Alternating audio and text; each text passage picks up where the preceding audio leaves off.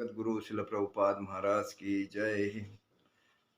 नमो विष्णुपादाय कृष्ण प्रेष्ठाय भूतले श्रीमते भक्ति वेदांत स्वामी निते नामिने। नमस्ते सारस्वती देवे गौरवाणी प्रचारणे निर्विशेष शून्यवादी पाश्चात देश तारणे। जय श्री कृष्ण चैतन्य प्रभु नित्यानंद श्री अद्वैत गदाधर शिवासादि गौर भक्तवृंद।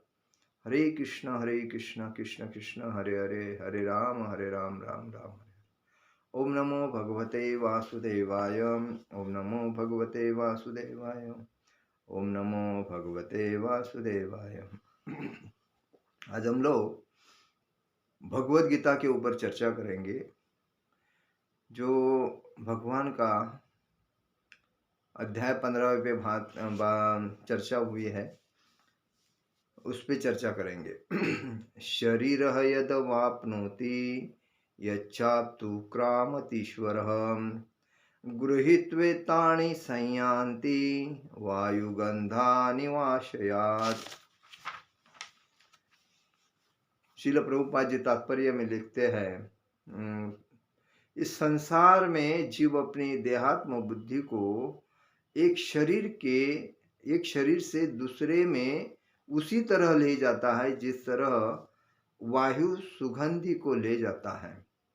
इस प्रकार वह शरीर धारण करता है और फिर इसे त्याग कर दूसरा शरीर धारण करता है।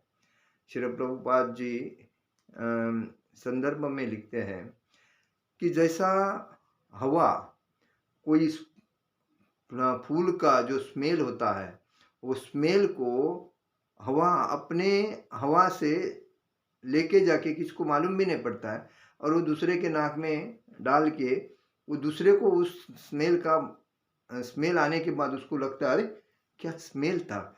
तो वैसा ही व्यक्ति को भगवान ने हर योनि में, जीव भगवान का आत्मा रूपी है, लेकिन हमारे कर्म कैसे है, हमने कौन से कर्म किए थे, पुण्य किए थे, पाप किए थे, अपराध किए थे, और उसी तरह हमारा अगला जीवन होता है, और उसी जीवन की वजह से हमें दूसरा शरीर मिलता है। इसीलिए कहा गया है भगवान के पास भक्त कोई भी इच्छा प्रकट करता है तो उसकी इच्छा तृप्त तो भगवान करते हैं। भगवान ये नहीं कहते हैं कि ये मेरा प्यारा है, ये मेरा दुलारा है, ये मेरा दुश्मन है, ये मेरा बहुत सगा, कभी नहीं कहते। भगवान यही कहते हैं तुम सर्वधर्मान परित्याग मामे करम शरणम मद।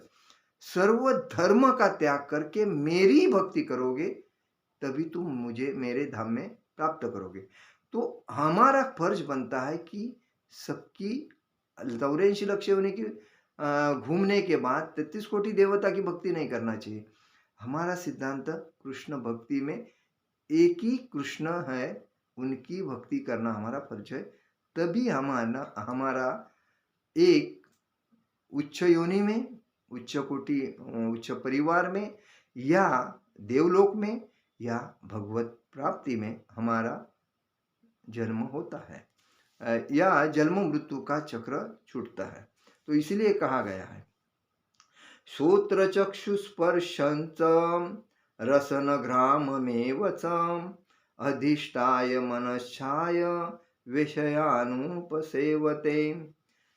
इस प्रकार दूसरा स्थूल शरीर धारण करके जीव विशेष प्रकार का कान, आंख, जीभ, नाक तथा स्पर्श इंद्रिय त्वचा प्राप्त करता है, जो मन के चारों ओर संपूजित है। इस प्रकार वह इंद्रिय विषयों के एक विशिष्ट समुच्चय का भोग करता है। भगवान कहते हैं कि अगर जो व्यक्ति सच्चे दिल से भक्ति करता है तो भगवत धाम में उसको प्राप्त होता है। लेकिन हम क्या करते हैं, अगर पेड़ के जड़ को अगर हम पानी डालते हैं तो जड़ के तरफ से पानी ऑटोमेटिकली अंदर से हर पौधे के फांदी को, फल को, पत्ते को, सभी को पानी प्राप्त होता है। खाली हम पत्ते को ही पानी देंगे या फांदी को ही पानी देंगे तो पेड़ को पानी नहीं पूरता है। तो वही भगवान बोलते हैं कि यदि जीव अपनी चेतना को कुत्तों या बिल्लियों के गुणों जैसा बना देता है, तो उसे अगले जन्म में कुत्ते या बिल्ली का शरीर प्राप्त होता है, जिसका वह भोग करता है। चेतना वह जल के समान विमल होती है। यदि हम जल में रंग मिला देते हैं, उस रंग का जल होता है। इसी प्रकार शुद्ध भी, क्योंकि आत्मा शुद्ध है, लेकिन भौतिक गुणों की संगति के अनुसार चेतना बदलती है। वास्तविक चेतना तो कृष्ण भावनामृत है। जब कोई कृष्ण भावनामृत में स्थित होता है तो वह शुद्धतर जीवन बिताता है। लेकिन यदि उसकी चेतना किसी भौतिक प्रवृत्ति में मिश्रित हो जाती है तो अगले जीवन में उसे वैसा ही शरीर मिलता है, और यह आवश्यक नहीं कि पुनः मनुष्य ही प्राप्त हो। कुत्ता, बिल्ली, सुअर, देवता 84 लाख योनि में कोई। इसलिए हम कभी भी किसके साथ हमारी दोस्ती है, उसके उसके विचार क्या है, उसकी भावना क्या है, वो अपने से कैसा व्यवहार करता है, ये भी जानना जरूरी है। आजकल हम लोग, हर व्यक्ति पैसे के लिए किसी के साथ भी व्यवहार करता है, कुछ भी करता है, पैसे के लिए कुछ भी करता है। तो इसका मतलब है उसको अगले जन्म में मनुष्य जीवन नहीं मिलेगा। वो उसको बिल्ली, कुत्ता, सुअर, असुवल प्राणी, ये 84 लक्ष प्राणी है, उसमें कोई भी जाएगा, क्योंकि उसका कर्म क्या है, उस कर्म के बेसिस पे ही उसको जीवन मिलने वाला है। इसीलिए आजकल लोग बोलते हैं यार, हर दिन लोग दारू के दुकान में जाते हैं, शराब की दुकान में बहुत गर्दी भीड़ रहती है, क्या धंधा होता है उसका। मटन की दुकान में कितनी भीड़ रहती है, क्या धंधा होता है उसका, ये बोलते हैं। लेकिन ये जितने भी लोग वो करते हैं या वेश्या व्यवसाय के पास जाके कितने उनका इंद्रिय तृप्ति करते हैं, ये जो भी करते हैं, मांस, मच्छी, मटन, बैदा, परश्री संभोग, जुआ खेलने वाले जो भी लोग हैं, ये अगले जन्म में नरक में जाने वाले हैं, और उनको मनुष्य जीवन नहीं मिलेगा। उनको जो पापी है ज़्यादा, वो पाप योनि में जाके सुअर या जो कीचड़ में जो जो चीज़ आपको दिखती है, जो सजीव वाले, वो सब होते हैं। पाल होते हैं, जुआ, झुरड़ होती है, कॉकरोच, अलग अलग चीज में उसका जीवन जाता है, क्योंकि उसने जो किया है वही उसको फल प्राप्त होता है। इसीलिए हमारा, अगर हम भक्ति में आते हैं तो हमारा पहला सिद्धांत है, हम भगवान के भक्त है, हमने भगवान को पूरा समर्पित किया है, तो हमारा आत्मा से लेके पूरा शरीर सत्व गुणी होना चाहिए। तमोगुणी, रजोगुणी, ये जीव, तमोगुणी वाला जो व्यक्ति होता है वो शिवजी की भक्ति करता है, रजोगुणी वाला व्यक्ति होता है वो शिवजी की भक्ति करता है और ब्रह्मा जी की भक्ति करता है। लेकिन सत्वगुणी वाला व्यक्ति होता है वही भगवान विष्णु की भक्ति करता है, कृष्ण की भक्ति करता है। लेकिन कोई भी आदमी अगर सोचता है मैं सभी देवता को मानता हूँ, राम की भक्ति करता हूँ, कृष्ण की भक्ति करता हूँ और 33 कोटि का भी भक्ति करता हूँ, इसका मतलब मैं उधर नहीं जाऊंगा, इधर जाऊँ, तो ये गलत है। कोई कोई लोग क्या करते हैं, सोमवार के दिन मच्छी नहीं खाते हैं, मंगलवार के दिन मच्छी नहीं खाते हैं, गुरुवार के दिन मच्छी नहीं खाते हुए, शनिवार के दिन मच्छी नहीं खाते हैं। बोलते हैं बुधवार को मच्छी खाना चाहिए, मटन खाना चाहिए, दारू पीना चाहिए, परश्री संभोग करना चाहिए। बुधवार, शुक्रवार, रविवार ये दिन चलते हैं। तो ये महामूर्ख लोग जो है वही करते हैं। ऐसा भी नहीं करना चाहिए, जो कि कोई भी दिन में ऐसा नहीं होना चाहिए, क्योंकि हमारा आत्मा है, हम दूसरे को तो फंसाते नहीं।